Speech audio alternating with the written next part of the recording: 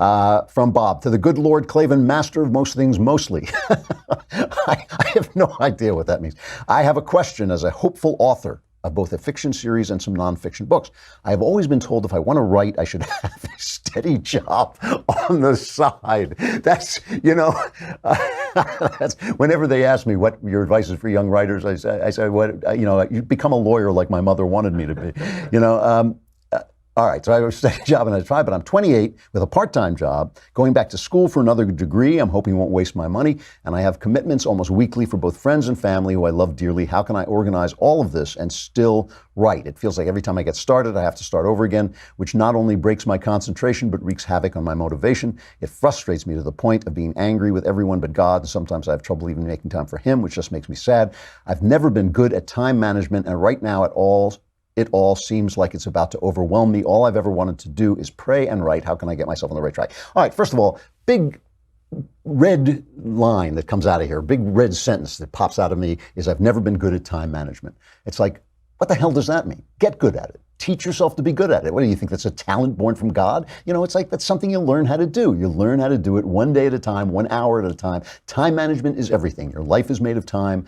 Every day is made of time. You want to use every minute. Fill the unforgiving minute with 60 seconds worth of distant run. All right, so here are 2 pieces of writing advice. First of all, you got to support yourself. That's just it. You got to support yourself. Whatever you do, however you do it, you got to pay the rent and you got to eat. You can't live off other people. You got to do it yourself. So that's something you're going to have to do while you become a writer.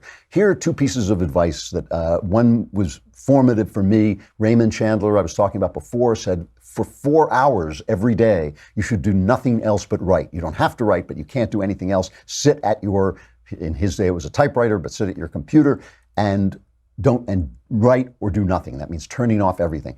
Now, 4 hours is a lot. I used to do it. It's how I built my discipline. It's how I built my career.